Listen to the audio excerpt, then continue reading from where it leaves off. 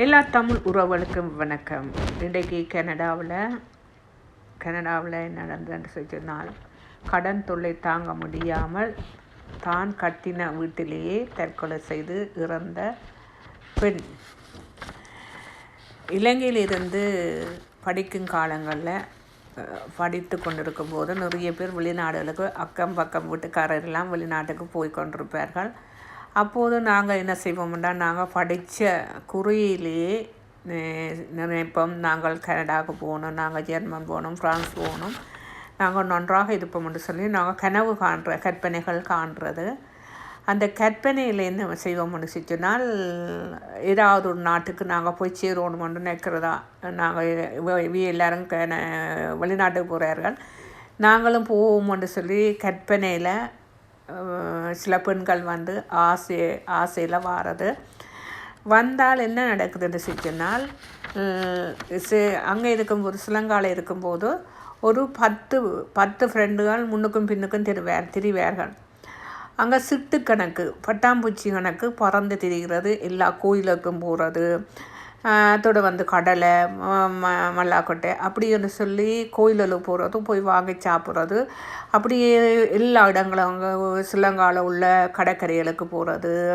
அப்படி அந்த படிக்கிற காலங்களில் அப்படியே எல்லா ஃப்ரெண்ட்ஸுகளும் விரும்பினோம், நல்லபடியாக வீட்டுக்கு விரும்பினோம், நல்ல சந்தோஷமாக இருப்போம்.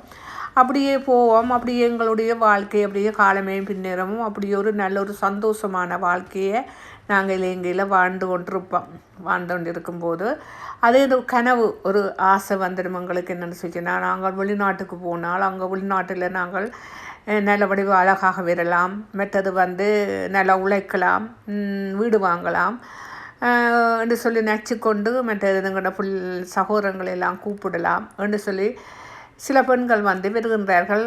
என்று சொன்னால் வெளிநாட்டுக்கு வர்றார்கள். வந்து என்ன செய்கிறார்கள் என்று சொன்னால், அங்கே அந்த காலத்தில் சீதனம் வாங்கி கல்யாணம் செய்கிற நேரம் அப்பா அந்த சீதனத்தை கொடுத்து கல்யாணம் செய்து இங்கே வெளிநாடுகளுக்கு ஸ்பான்சர்லாம் வருகிறார்கள்.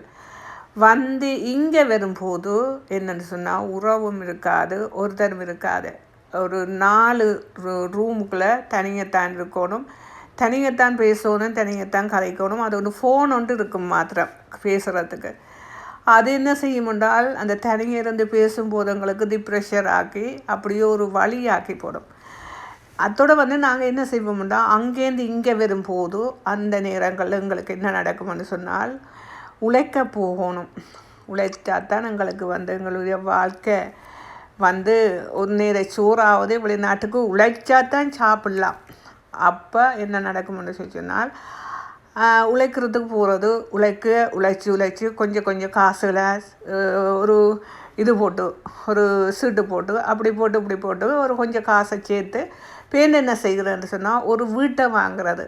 ஒரு வீட்டை மோகேஜ் போட்டு அதுக்கு டவுன் பேமெண்ட் போட்டு ஒரு வீட்டை வாங்கி அதை அந்த வீட்டை கட்டி கொண்டு வருவோம். வந்துண்டு ஒரு ஆசையாக ஒரு வேலையும் எடுத்து அப்படியே அந்த வேலையோடையே போய்கொண்டிருக்கும் போது, இப்போ வந்து என்ன நடக்கும்னு சொன்னால், இப்போ 2025 என்ன நடக்கிறா, வெளிநாட்டுக்குன்னு ஆசைப்பட்டு வந்தீங்க கண்ண பேர் வந்து வேலை இல்லாமல், மோகேஜ் கட்ட முடியாமல், கடன் தொல்லை தாங்க முடியாமல் நிறைய பேர் இங்கே வந்து பெண்களும் சரி ஆண்களும் சரி தங்களோட சொந்த வீட்டிலேயே கட்டின வீட்டிலேயே தூக்கு போட்டு சாகின்றார்கள். நன்றி, வணக்கம்.